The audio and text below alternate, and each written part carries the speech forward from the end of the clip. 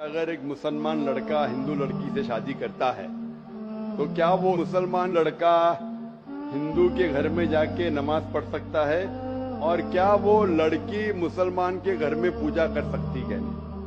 सबसे पहले कुछ शराइत है हर चीज के।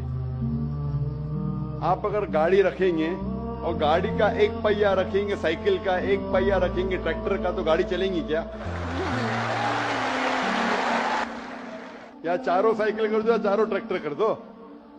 इसीलिए कुरान की आयत सूरह बकरा की सूरा नंबर 2 आयत नंबर 221 में अल्लाह ताला फरमाते हैं कि आप मुशरिका से शादी नहीं कर सकते जब तक वो ईमान न लाए। मतलब जो गैर मुस्लिम है और शिर्क कर रही है उससे आप शादी नहीं कर सकते जब तक वो ईमान न लाए। और एक ईमान लाने वाली औरत चाहे कितनी भी बदसूरत हो वो एक मुशरिका से बेहतर है। और आगे आयत कहती है कि लड़कियां मुशरिक लड़के से शादी नहीं कर सकती जब तक वो ईमान ना लाए। एक मोमिन आदमी चाहे कितना भी बदसूरत हो वो बेहतर है बनिस्बत जो शिर्क करता है। इसकी वजह ये है कि इस्लाम में लिखा है कि अगर आप खुदा के अलावा किसी को और पूछते हैं, किसी और की इबादत करते हैं, ये सबसे बड़ा गुनाह है। और अल्लाह ताला फरमाते हैं सूरह निसा में सूरा नंबर 4 आयत नंबर 48 में और सूरा निसा सूरा नंबर 4 आयत नंबर 116 में कि अल्लाह सुब्हानहू व तआला अगर चाहे तो कोई भी गुनाह को माफ कर सकता है लेकिन शिर्क को कभी नहीं माफ करेगा। अगर एक इंसान मुशरिक जैसा मर गया तो अल्लाह ताला कभी भी उसे माफ नहीं कर सकता। जिसने हमें जिंदगी दी, जिसने ये सारी चीजें हमें दी दुनिया में, अगर हम उसको गाली देंगे, उसके अलावा किसी और की इबादत करेंगे, ये शिर्क हुआ। तो इसीलिए इस्लाम में इजाजत नहीं है कि एक मुस्लिम लड़का या लड़की कोई मुशरिक लड़का या लड़की से शादी करे, ये इजाजत नहीं है। जहां तक के सवाल है क्या एक आम मुसलमान हिंदू घर में नमाज पढ़ सकता है? अगर उसके सामने कोई मूर्ति नहीं है तो नमाज कहां भी पढ़ सकता है अगर जगह साफ है।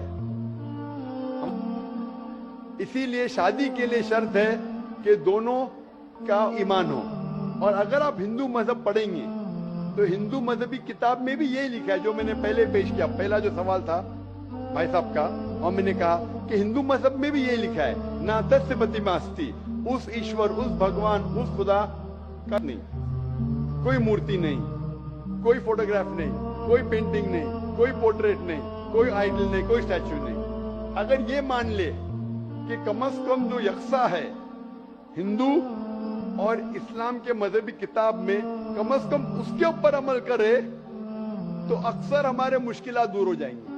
जो यकसा नहीं है उसको कल डिस्कस कर सकते। और अगर आप तहकीक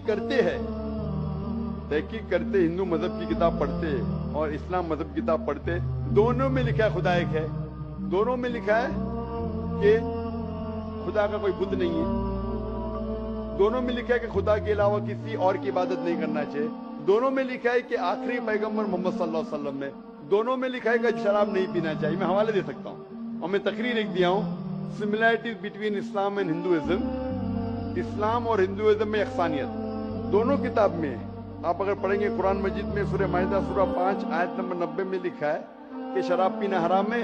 अब Manusmriti chapter number 9 verse number 225 पढ़ेंगे, उसमें लिखा है शराब पीना हराम है। कुरान में लिखे सूरह माइदा सूरा नंबर 5 आयत नंबर 3, सूरह बकरा सूरा नंबर 2 आयत नंबर 173, सूरह अनाम सूरा नंबर 6 आयत नंबर 145 और सूरह नहल चैप्टर 16 वर्स 115 में हुर्रिमत अलैकुमुल मैततु वद्दमु वलहमुल खिंजीर वमा उहिल्ला लिगैरिल्लाह बिही। क्या आपके लिए हराम है मरा हुआ गोश्त, खून, सुअर का गोश्त और वो खाना जिसके ऊपर अल्लाह के अलावा किसी और का नाम लिया गया है? आप अगर हिंदू मजहबी किताब पढ़ेंगे उसमें भी लिखा है क्या सुअर का गोश्त खाना हराम है। अगर आप तहकीक करेंगे काफी अफसानियत है। इस्लाम मजहबी किताब में लिखा है कुरान में सूरह नूर में सूरा नंबर 24 आयत नंबर 30 और 31 के अंदर हिजाब के बारे में, औरत को अल्हम्दुलिल्लाह हिजाब में होना चाहिए, सर से ढका होना चाहिए उसका जिस्म। आप अगर हिंदू मजहब किताब पढ़ेंगे ऋग्वेद बुक नंबर 8 में लिखा है और ऋग्वेद बुक नंबर 10 में भी लिखा हुआ है कि औरत को अपने सिर के पल्लों को डालना चाहिए, चेहरे पे चाहिए।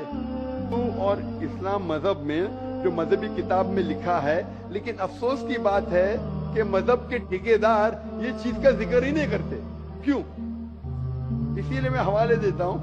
میں کوئی عالم نہیں ہوں، میں کوئی پنڈت نہیں ہوں، میں اپنے آپ کو طالب علم کہتا ہوں، لیکن میں ہمیشہ حوالہ دیتا ہوں. تو کسی کو بھی شک ہے، کسی کو بھی شبہ ہے، تو گھر پہ جا کے چیک کر سکتا ہے، یا انٹرنیٹ پہ جائیے، آپ ٹائپ کرو، وید بھی انٹرنیٹ کے اوپر ہے، قرآن بھی انٹرنیٹ کے اوپر ہے، ٹائپ کرو، ریفرنس ٹائپ کرو، آپ کو حوالہ مل جائے گا.